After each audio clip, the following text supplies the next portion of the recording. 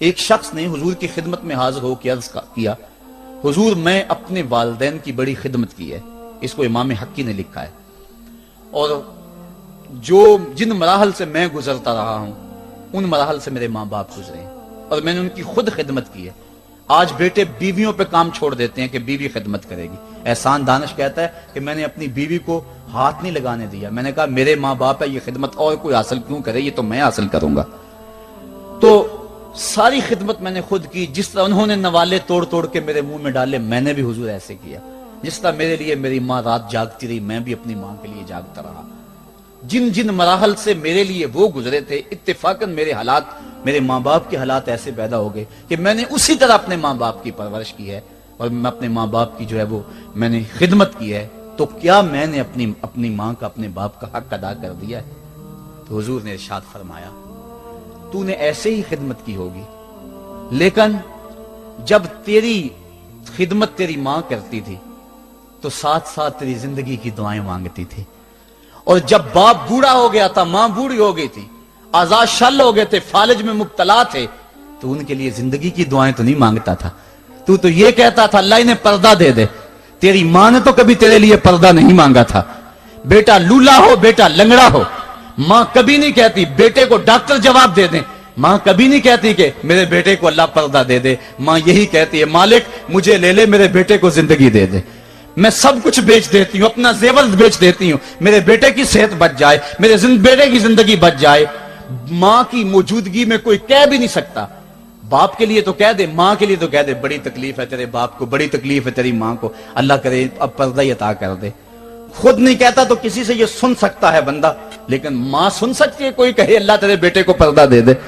تو فرمایا جب وہ تیری خدمت کرتے تھے تو وہ تیری زندگی کی دعائیں مانگتے تھے، اور جب تو خدمت کرتا تھا تیرے دل میں ان کے پردے کی آرزو تھی. فرمایا تو جتنی مرضی خدمت کی ہے، ماں کی خدمت کا بدل کیسے ہو سکتا ہے؟ تو ماں باپ کی خدمت انسان کر ہی نہیں سکتا تو پھر کیا کرے؟ عرض کرے اللہ میں تو خدمت نہیں کر سکتا، تو ان کے اوپر رحم فرما دے. ماں باپ کے لیے دعا کرے. علماء نے یہاں بیان فرمایا ماں کافر ہو تو پھر بھی دعا کرے، باپ کافر ہو تو پھر بھی دعا کرے، مومن ہو تو پھر بھی دعا کرے، گناہگار ہو پھر بھی دعا کرے، نیکوکار ہو پھر بھی دعا کرے، دعا نہ چھوڑے. حضرت ابو ہریرہ رضی اللہ تعالیٰ عنہ فرماتے ہیں میری ماں کافرہ تھی اور میں حضور کا غلام، اور ماں ہر وقت اپنی دھن میں اور میں اپنی دھن میں ہوں. حضرت ابو ہریرہ کے بھائی کوئی نہیں ہے، باپ فوت ہو گئے ہیں، بہن کوئی نہیں ہے، ابھی شادی بھی نہیں ہوئی، دنیا پہ رشتے کوئی نہیں سوائے ماں کے. گھر آتے ہیں تو ماں سے بات کرنی ہوتی ہے، جو سن کے آتے ہیں ماں سے وہ دکھ کھولنا ہوتا ہے، بات کرنی ہوتی ہے، حضور کی باتیں سنانی ہوتی ہیں. لیکن ماں ہے اتفاق سے کافرہ ہے، حضور کی بات وہ سننا گوارا نہیں کرتی. حضرت ابو ہریرہ کو اور بات آتی کوئی نہیں، وہ تو کرتے ہی حضور کی باتیں. ایک دن حضور کی بات چھیڑی، ماں کی زبان سے کوئی جملہ ایسا نکلا جو سخت تھا، گوارا نہ ہوا، چھوڑ دیا گھر کو. ماں تیری عظمت کو سلام، لیکن رسول اللہ کے مقابلے میں تیری کوئی شان نہیں ہے. گھر سے نکلے، لیکن نکلے تو پاؤں ڈگمگا رہے تھے کہ دنیا پہ ایک ہی رشتہ تھا وہ بھی جاتا رہا. چند قدم چلے تو دل میں خیال آیا سارے دکھوں کا جو مداوا کرتا ہے میں آقا کی بارگاہ میں یہ دکھڑا کیوں نہ بیان کر دوں. دریائے رحمت جوش میں تھا، وہ دلوں کی حالتیں بوجھ لینے والے آقا نے پوچھا ابو ہریرہ کیا ہے؟ عرض کی حضور میری ماں کی ہدایت کے لیے دعا کر دو. یہ کہا اور پھوٹ پھوٹ کے رونے لگے. حضور نے فوراً ہاتھ اٹھا دیے اور مسلم کے لفظ ہیں اللہ مہد ام ابی ہریرہ تا، اے اللہ ابو ہریرہ کی ماں کو ہدایت عطا کر دے. بس یہ بات سنی حضرت ابو ہریرہ کا چہرہ کھل اٹھا، اپنے گھر کو دوڑ لگا دی. کوئی رستے میں ملا، کہا ابو ہریرہ اتنی تیز تو تم کبھی نہیں دوڑتے تھے، آج کیا ہوا؟ اتنی تیز تیز کیوں دوڑ رہے ہو؟ کہا آج ہی تو دیکھنا چاہتا ہوں کہ گھر پہلے میں پہنچتا ہوں یا میرے آقا کی دعا پہلے پہنچتی ہے. حضرت ابو ہریرہ فرماتے ہیں جب میں گھر پہنچا تو دروازہ بند تھا. میں نے دستک دی، اندر سے آواز آئی بیٹا ٹھہرو میں آتی ہوں. کہا اس لہجے کو جان گیا، اس میں محمد کی بولی بول رہی ہے. کہا تھوڑی دیر کے بعد میری ماں آئی، تازہ غسل کی وجہ سے اس کے بالوں سے پانی کے قطرے ٹپک رہے تھے اور میری ماں زنجیر کھول رہی تھی، اس کے لبوں پہ شہادت کا کلمہ جاری تھا. تو والدین کے لیے مغفرت کی دعا کرتے رہیں، والدین کی بخشش کی دعا کرتے رہیں. والدین جب دنیا پہ ہوتے ہیں تو اللہ کی رحمت کا گھنا سایہ ہوتے ہیں، لیکن جب دنیا سے چلے جاتے ہیں ان کی قبر سے بھی فیض ملتا ہے اور سکون اور طمانینت ملتی ہے. والدین فوت ہو جائیں تو ان کے حق ختم نہیں ہو جاتے. بلکہ حدیث میں آتا ہے 4 حق ایسے ہیں والدین کے جو مرنے کے بعد بھی اولاد کے ذمہ باقی رہتے ہیں۔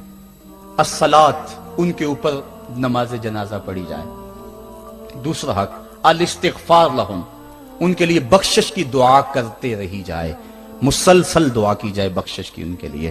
اور ایک روایت میں نے پڑھا ہے اگر کوئی بندہ اس کے والدین حالت ناراضگی میں فوت ہو گئے، والدین ناراض تھے، موقع نہ مل سکا منانے کو اور والدین فوت ہو گئے، تو حدیث میں آتا ہے کہ وہ کثرت کے ساتھ، ایک تو اپنی خالہ کے ساتھ، ماں اگر فوت ہوئی ہے تو باپ ہوئی ہے تو باپ کے بھائیوں کے ساتھ اس نے سلوک کرے، باپ خوش ہوگا۔ دوسرا کثرت کے ساتھ اپنے والد کے لیے استغفار، والدہ کے لیے استغفار کرتا رہے۔ جب کثرت سے استغفار ہوتا رہے گا تو اس کے والدین راضی ہوں گے، اللہ اس کے گناہ کو معاف فرما دے گا۔ دوسرا حق والدین کا یہ ہے استغفار لہم، ان کے لیے بخشش کی دعا کی جائے، حدیث میں آتے ہیں۔ تیسرا حق بر الاصدقاء، ماں کی سہیلیوں، بہنوں اور رشتہ داروں کے ساتھ، اور باپ کے دوستوں، بھائیوں اور رشتہ داروں کے ساتھ اس نے سلوک کیا جائے۔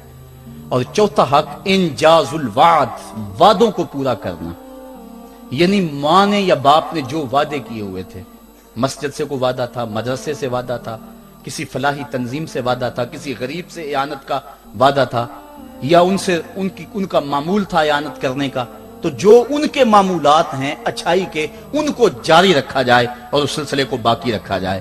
تو یہ 4 حق ایسے ہیں جو والدین کے مرنے کے بعد بھی اولاد کے ذمہ باقی رہتے ہیں۔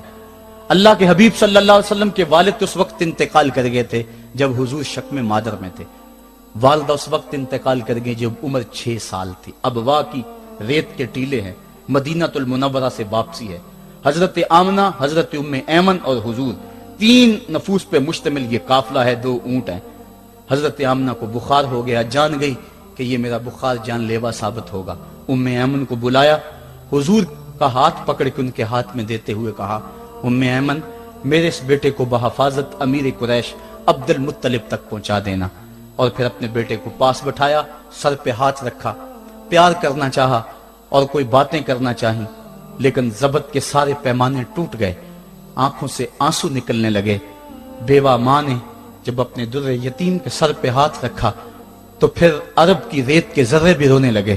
سیدہ آمنہ نے روتے ہوئے چند جملے کہے جو ابن حشام نے محفوظ کیے، کہا بیٹا ہر نئی چیز نے پرانی ہو جانا ہے اور ہر باقی نے فنا ہو جانا ہے، میں بھی جا رہی ہوں، وہ ذکری باق، لیکن میرا ذکر نہیں مٹے گا، وہ ولد تو تہرا، اس لیے کہ تیرے جیسا پاکیزہ بیٹا چھوڑ کے جا رہی۔ جن ماؤں کے بیٹے اتنے اچھے ہوں ان ماؤں کا تذکرہ نہیں مٹا کرتا۔ یہ جملے کہے اس کے بعد حضرت آمنہ نے آنکھیں بند کر لیں۔ حضور علیہ الصلوۃ والسلام اپنی ماں کے جسد پہ پھوٹ پھوٹ کے روئے، ریت کے ٹیلے میں ماں کی تدفین کی، اوپر مٹی انڈھیل دی، آنسوں کا چھڑکاؤ کیا۔ آج ہو بھی کیا سکتا تھا، مدینہ تو رسول میں حضور کی والدہ فوت ہوتی تو آقا کریم کے لیے، ماں کے لیے کتنے صحابہ جنازے میں آتے، کتنے لوگوں کا ہجوم ہوتا، جنت سے فرشتے بھی پھول لے کر آتے، لیکن آج نہ کوئی جنازے میں شامل ہے۔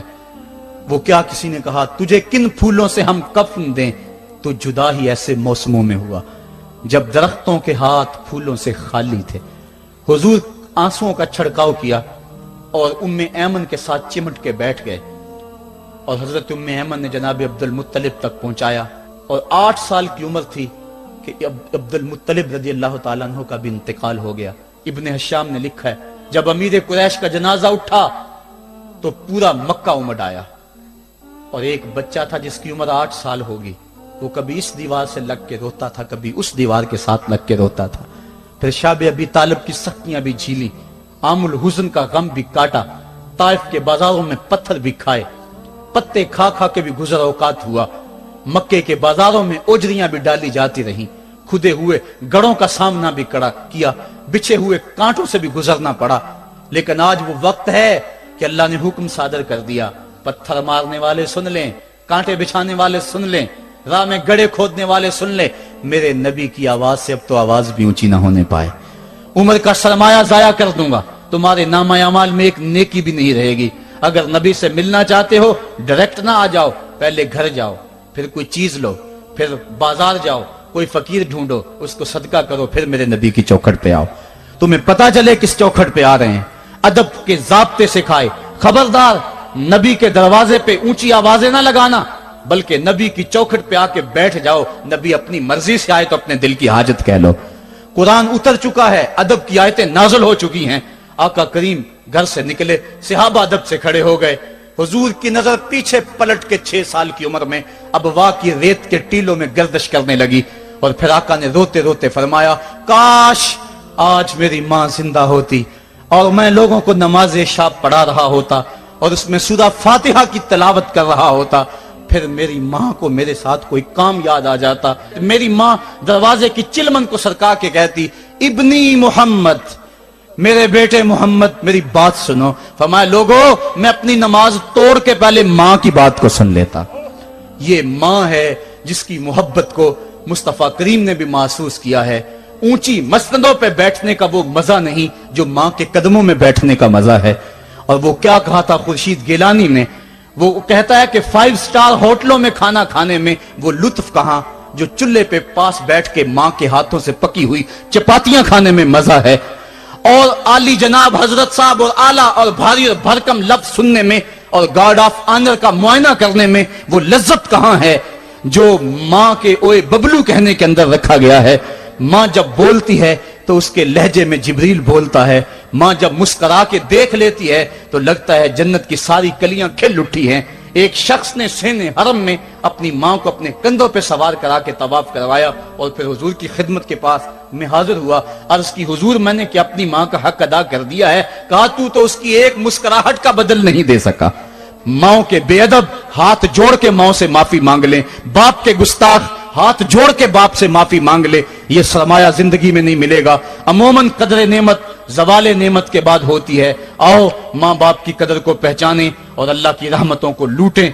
अल्लामा इकबाल की जब वालदा फौत हुई तो वो फूट फूट के रोए। जवान होने के बावजूद उनकी आंखों से आंसू नहीं थमते थे और फिर रोते रोते कहते थे, वतन में होगा अब किसको मेरा इंतजार, कौन मेरा खत न आने से रहेगा बेकरार। आरज़ू लेके तेरी खाक के तुरबत पे आऊंगा, अब दुआए नीम शब में किसको मैं याद आऊंगा। कौन पिछले पहर उठ के दुआ करेगा, माँ ही दुआ करती है। माँ के जब हाथ उठ जाते हैं तो इजाबत के सारे दरवाजे खुल जाते हैं। माँ जब बोलती है और दुआ के लिए हाथ उठा देती है, अल्लाह रहमत के सारे दरवाजे खोल देता है और करीब आके माँ की फरियाद को सुनता है।